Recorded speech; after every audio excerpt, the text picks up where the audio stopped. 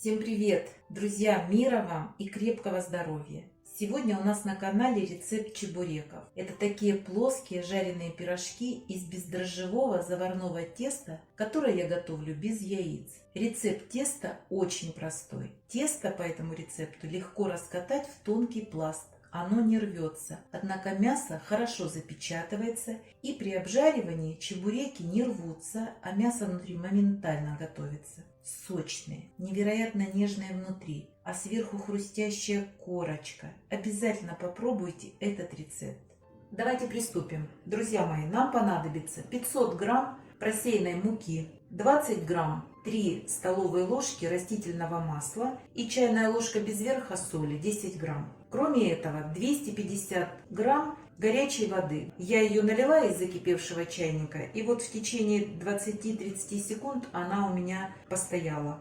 Высыпаю сюда соль, перемешиваю и сразу же выливаю растительное масло. В муке делаю воронку, выливаю жидкость и замешиваю тесто. Вымешиваю ложкой, потому что масса очень горячая. Сейчас постараюсь все собрать в один комок. Тесто замесила, собрала в один комок, убираю в пакет и оставляю на столе на 20-30 минут, чтобы оно отдохнуло. А за это время приготовлю фарш. 600 грамм мяса пропущу через мясорубку и через мясорубку пропущу 200 грамм лука.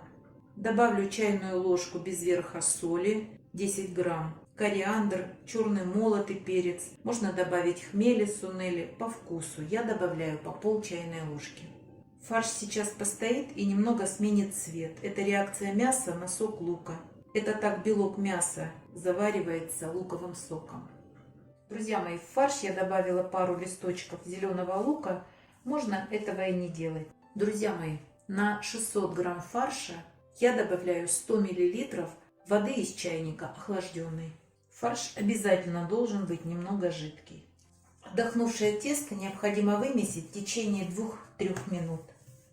Оно уже, вот посмотрите какое, но еще пористое внутри. Надо вымесить до однородности. Друзья мои, если вы хотите приготовить чебуреки с адыгейским сыром халюжи, на канале есть рецепт. Там тесто изумительное. Настоятельно рекомендую, приготовьте. Вам понравится тот рецепт. Разделю на 2 части. Каждую часть еще на 3 кусочка. Всего я буду готовить 12 штук, а вы можете сделать и больше, но тогда размер будет поменьше. Дальше все как обычно. Каждый кусочек уплотняем, вот так собираем в кружочек и выкладываю. Беру следующий, прижимаю и уплотняю, собирая вот так в кружочек. Вот этим пальцем, вот этим придерживайте, и очень легко уплотняется. Обязательно накрываем, чтобы не подсохли. Раскатывать я буду с помощью муки.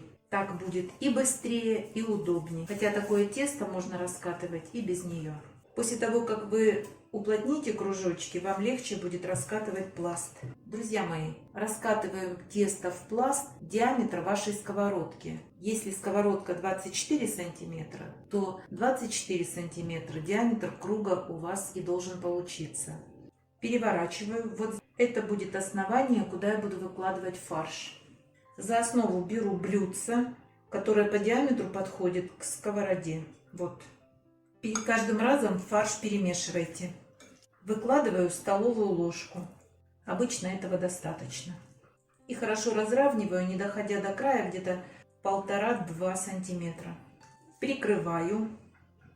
Обязательно вот так придавите, чтобы вышел воздух. И начинайте защипывать с одной стороны. Вот здесь оставляем краешек, чтобы окончательно вышел воздух. И защипываем. Проходите несколько раз. Как я говорю, для пущей важности можно вот так придавить вилочкой.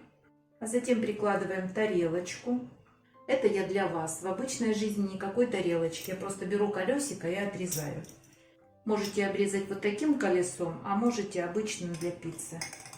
Вот эти обрезки на повтор я не использую, но обжариваю их и потом присыпаю сахарной пудрой. Это очень вкусно.